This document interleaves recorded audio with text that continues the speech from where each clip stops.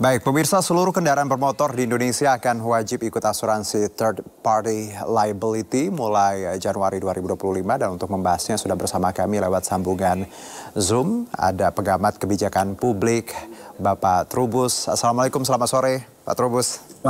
Selamat sore Mas. Iya, tadi sama-sama kita dengar Pak bagaimana paket beritanya dan tadi disebutkan juga bahwa semangatnya adalah untuk melindungi dan membuat masyarakat lebih aman serta mendorong pertumbuhan ekonomi. Kalau dari Anda Pak, alasan dari ini kan tadi disebutkan yang saya bacakan, make sense atau ada cara kreatif lain menurut Anda? Iya, saya melihat ini sebuah make sense saja ya. Oke. Bahwa pemerintah harusnya lebih menjelaskan ya detail terkait dengan kebijakan wajib asuransi, karena asuransi selama ini kan kebijakannya opsional, Mas. Ketika itu menjadi mandatori wajib, maka pemerintah harus secara transparan terbuka menjelaskan, karena gini, yang menjadi masalah itu masyarakat selama ini entah membeli mobil baru atau kendaraan roda 2 baru pun sekalipun juga second itu sudah membayar asuransi di dalamnya. Baik. Yaitu asuransi jasara harja. Nah, kalau kemudian nanti disuruh membayar lagi, ini kan jadi terkesan kan tumpang tindih. Kenapa tidak diperluas saja asuransi jasara harja ini? Sementara yang kedua, selama ini masyarakat sudah membayar asuransi jasara harja juga nggak pernah dapat benefit apa-apa.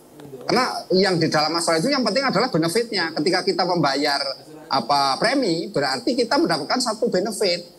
Tidak ada sesuatu yang didapat selama ini dengan jasara harja, apakah masyarakat merasa terlindungi, ya ternyata juga enggak gitu. Artinya apa?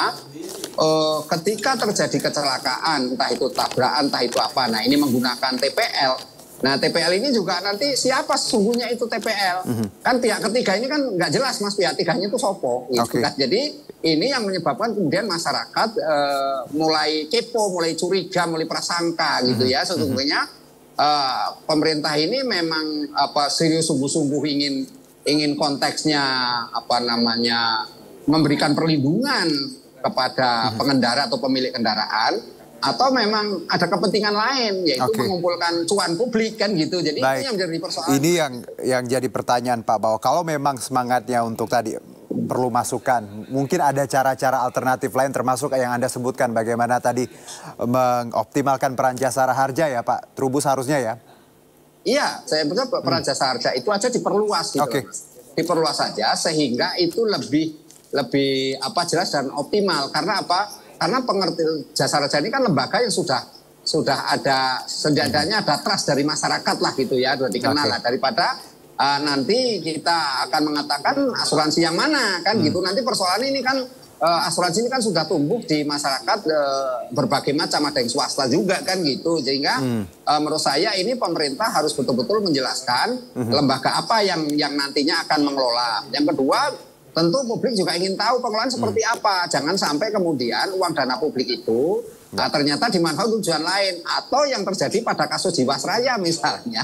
Asuransi itu kan akhirnya habis untuk pembacaan para pejabatnya, Mas. Lah itu kan jadi masyarakat mulai curiga di situ gitu loh Pak. Iya Pak Trubus, tapi kita juga jangan suuzon dulu karena tadi kan memang disebutkan bahwa masih digodok awal 2025 nanti implementasi detail seperti apa dan menunggu persetujuan DPR. Sebenarnya kita sudah mengundang DPR Pak hari ini untuk bicara, namun belum ada yang ingin memberikan komentarnya. Tapi Pak, kita bicara masyarakat. Nah, saya akan mengajak Pak Trubus dan juga pemirsa kira-kira bagaimana masyarakat melihat wacana ini, terbitnya peraturan pemerintah ini sebagai payung hukum nanti yang jelas. Dan untuk mengetahui tanggapan masyarakat sudah ada rekan kami di lapangan, ada Camar Haenda.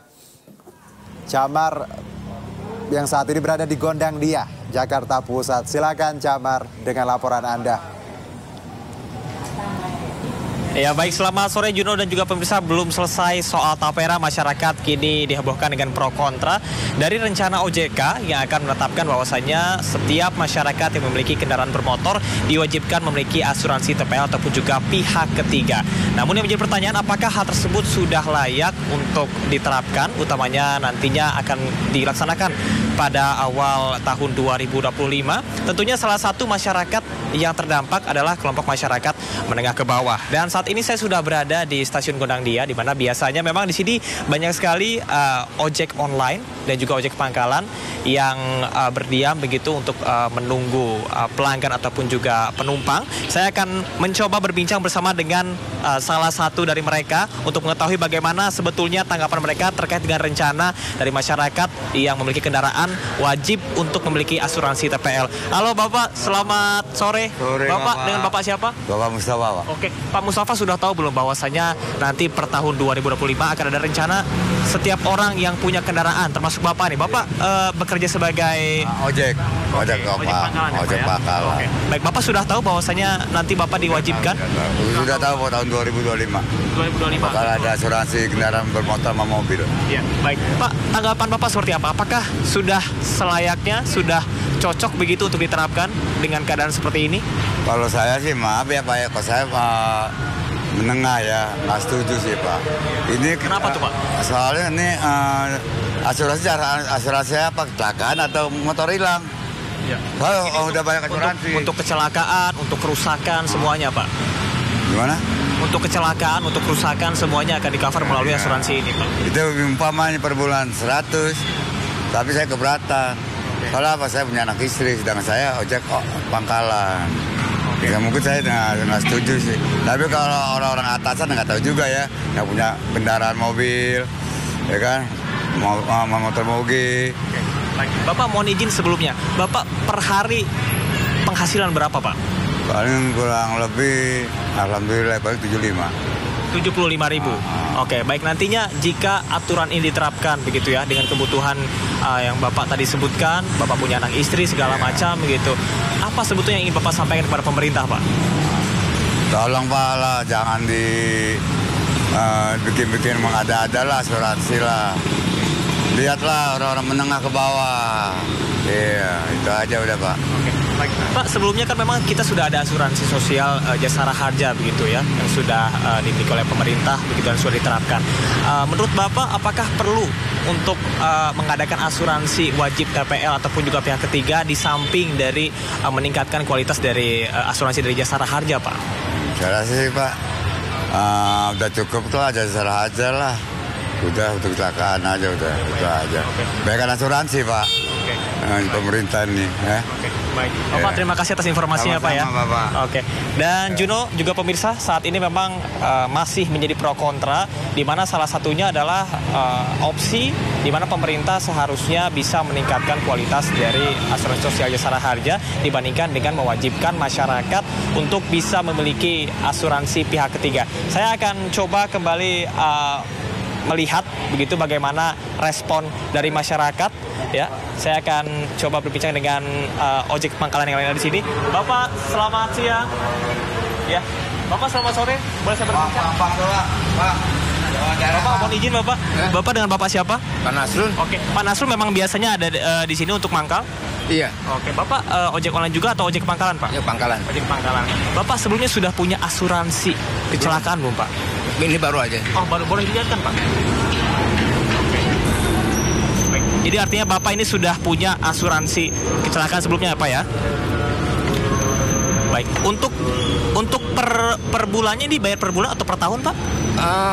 Saya nggak tahu nih bayarannya. Saya waktu bikin SIM dapat ini gitu. Oh, waktu membuat SIM langsung mendapatkan perpanjangan ini. Oke, baik. Bapak sudah tahu belum bahwasanya nantinya diwajibkan untuk seluruh masyarakat Indonesia yang punya kendaraan ini harus punya asuransi pihak ketiga Pak, dan itu wajib Pak? Belum tahu. Baik, nantinya Bapak diharuskan untuk membayar preminya sesuai dengan yang sudah ditetapkan Pak. Setuju nggak Pak? Kalau itu ya, tapi kan harus tahu ini dulu apa namanya. Sejauh ini dengan asuransi kecelakaan yang sudah Bapak punya, Bapak tahu nggak cara menggunakannya seperti apa? Belum tahu ya, Pak? Belum tahu. Oke. Karena saya juga langsung kasih aja sih. Jadi ya saya terima aja karena saya dapat kartu asuransi. Tapi saya belum nggak tahu apa iurannya berapa nggak tahu. Baik, Bapak, teman-teman dari ojek pangkalan di sini mayoritas keberatan begitu Pak dengan adanya pertambahan baru ini ya Pak, yang diharuskan ataupun diwajibkan untuk masyarakat punya membayar asuransi begitu Pak, yang diwajibkan. Nah, kalau Bapak sendiri seperti apa Pak? Setuju nggak Pak? Saya ya yang saya katakan tadi. Saya sih emang ini. Kalau manfaatnya bisa diklaim, Bapak setuju nggak, Pak? Kalau manfaatnya baik sih ya setuju aja. Setuju aja ya, Pak ya? Oke, gitu ya. Baik. Harapannya untuk pemerintah, Pak, untuk terkait dengan aturan ini yang masih dalam tahap wacana, masih digodok begitu, Pak, dan akan dilaksanakan pada tahun 2025, harapan Bapak seperti apa nih? Harapannya ya kalau emang ini berjalan baik ya syukur-syukur aja sih. Yang penting berjalan baik ya, Pak ya? Iya, berjalan baik aja ya. Itu yang menerima asuransi, dapat ya prosesnya gampang, mudah gitu aja. Oke, baik. Terima kasih, Pak, atas informasinya. Ya, Juno dan juga pemirsa, memang beragam tanggapan dari ojek pangkalan dan juga ojek online yang ada di stasiun Gondang Dia ini. Namun tentunya yang paling penting tadi kami sudah berbincang bersama dengan salah satu driver dari ojek online dan juga ojek pangkalan yang menyebutkan bahwasanya setuju-setuju saja apabila nantinya tidak ada penurunan kualitas dari asuransi yang diberikan. Sementara demikian, Juno, kembali ke Anda. Baik, terima kasih Camar. Tadi menarik bagaimana sebenarnya komentar dari masyarakat. Kita bicara literasi, masih belum banyak yang paham juga akan ada wacana ini. Plus juga kalau kita lihat bagaimana penghasilan mereka yang masih sangat rendah, juga pasti akan terbeban dengan hal ini. Terima kasih Camar, selamat bertugas kembali. Dan kita lanjutkan dialog kita, dan saat ini sudah bergabung bersama kami anggota Komisi 11 DPR RI Bapak Kamrus Samad. Assalamualaikum Pak Kamrus. Waalaikumsalam. Ya. Selamat sore Mas Yuno. Ya. Pak Trubus. Oh iya, Pak. Ya. Selamat hormat. Pak Kamrus, sebelumnya kami juga tadi sudah sempat berbincang dengan Pak Trubus terkait wacana ini dan juga bertanya ke publik di lapangan tadi kira-kira seperti apa tanggapan Anda. Sekarang kami ingin mendengar dari DPR sendiri. Kita tahu memang semuanya masih digodok, implementasinya mungkin akan di awal tahun dengan beberapa detail termasuk premi. DPR sendiri punya tanggapan apa Pak Kamrus terkait ini? Silakan. Jadi Mas Yuno, memang di tahun 2023 Undang-Undang nomor 4 ya Pak Trubus ya, 2023 tentang P2SK di dalam pasal 39A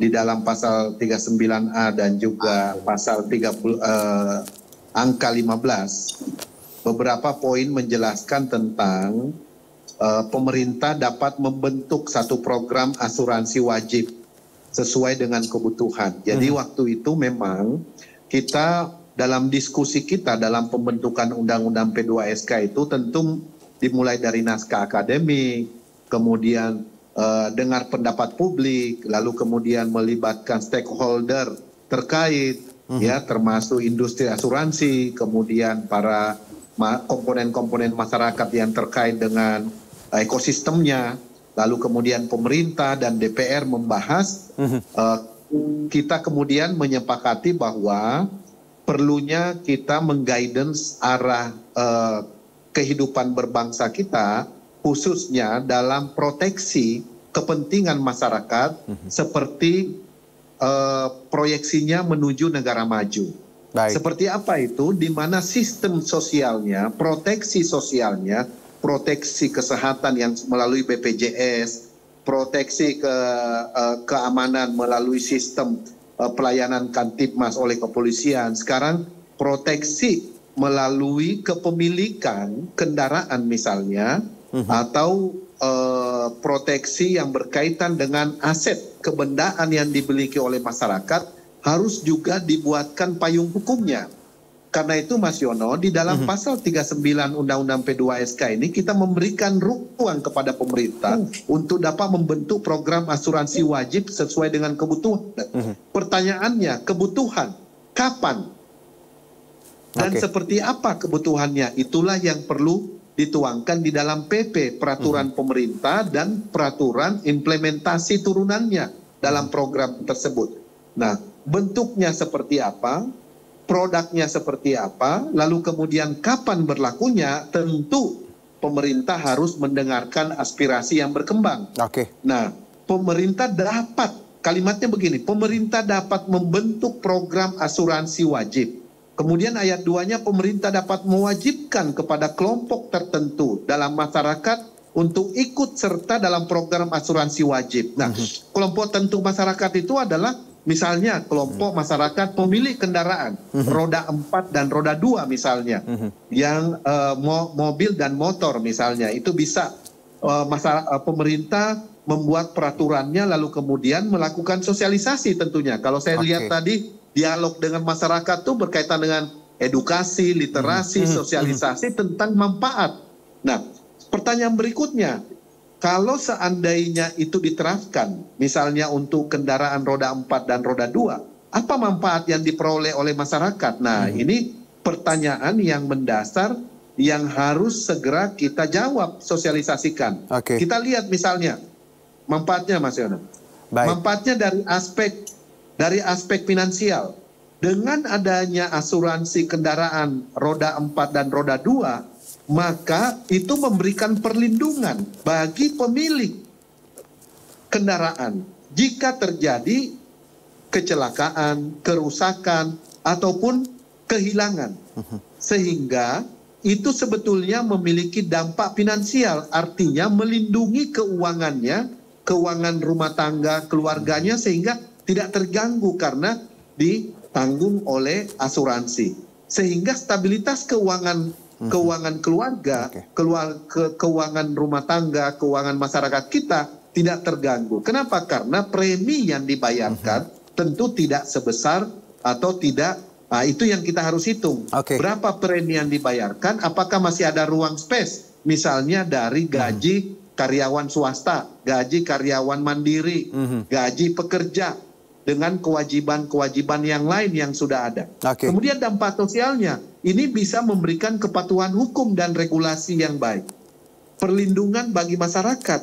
Lalu kemudian manajemen resiko, ini meningkatkan kesadaran akan resiko. Jadi di masyarakat akan muncul bahwa kalau saya beli motor, walaupun motor saya cicilan, leasing, harus pakai asuransi, karena kalau belum lunas kemudian terjadi kecelakaan, kan ada tambahan beban baru.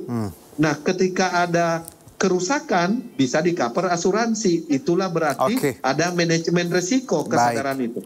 Kemudian dampak ekonominya bisa mendorong pertumbuhan industri asuransi, Mas Yono. Jadi 4 dampak inilah yang harus kita sosialisasikan ke masyarakat sebelum diberlakukan. Menarik tadi Anda menyebutkan semangat yang ingin kita coba bangun tadi, bahwa dapat ganti rugi baik itu kecelakaan maupun kehilangan dengan secara material dan santunan dari asuransi bila sudah didaftarkan, plus juga kepatuhan dan pemahaman resiko. Ini sebenarnya semangatnya baik sekali. Tapi kalau kita bicara premi, ini juga menarik bagaimana kita masih digodok ya Pak Kamrus. Saya ke Pak Trubus, bahwa kita bicara premi. Kita lihat contoh tadi Pak Trubus, ada bapak-bapak yang tukang ojek seperti itu, 75.000 penghasilan per hari.